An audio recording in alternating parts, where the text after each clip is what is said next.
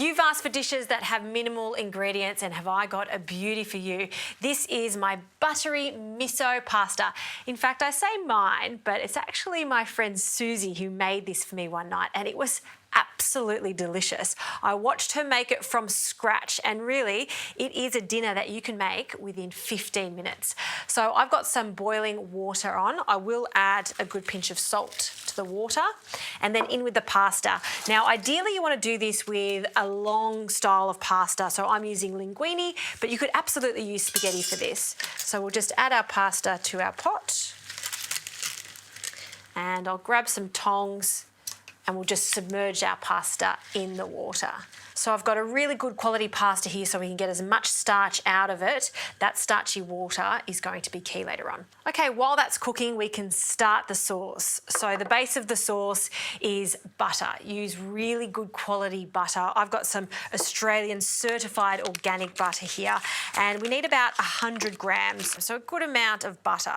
This is based on a very classic Italian recipe, in fact, that has a combination of pasta, butter and cheese. The kids love it. And by adding the miso, really gives it an extra complexity. It's super delicious. Miso has those lovely savoury umami flavours to it, so adding it to anything really works, but adding it to pasta just is quite delicious. So in with our butter. I've got this on a very low heat. It's all about controlling the heat here because we're not cooking the miso, essentially, we're just warming it through with our butter. So in with the miso. There are many varieties of miso, from a red miso all the way down to a white miso. So red is quite intense in flavour and you can absolutely use it for this recipe. I'm using a white miso because I want more of a sweet, mellowy flavour. So I'm just going to slowly incorporate this miso into the butter. And while we're waiting for that pasta to cook, I'm just going to grate some Parmesan. Use fresh Parmesan, not pre-grated for this recipe. Grate it yourself because it's just going to taste better, and it's also going to give us a lovely velvety finish on the sauce.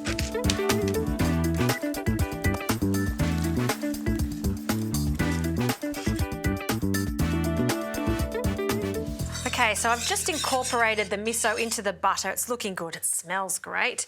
Pasta is al dente, and like I always say, don't strain it, just use some tongs to get that pasta straight into the pan because we want that starchy water. Okay, pasta's in.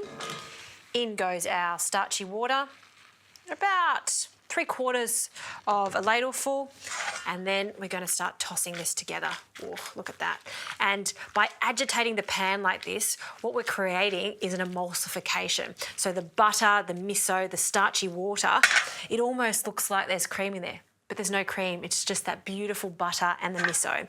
To finish it off, the Parmesan, which will again form a lovely creamy sauce.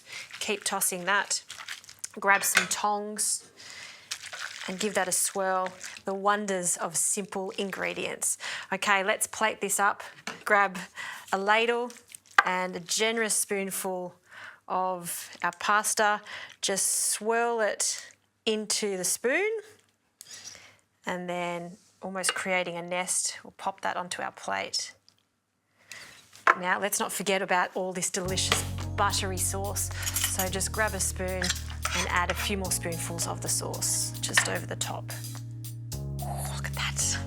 Now you can simply add some extra Parmesan, but this is an ingredient that I have in my pantry at the moment. I'm in love with it. It's called Furikake, which is a Japanese seasoning. It has a combination of seaweed and sesame seeds.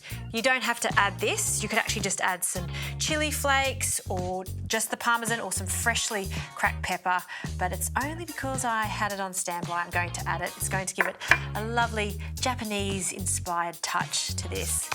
And that is a simple pasta using good quality ingredients. Yum. Miso, buttery linguini.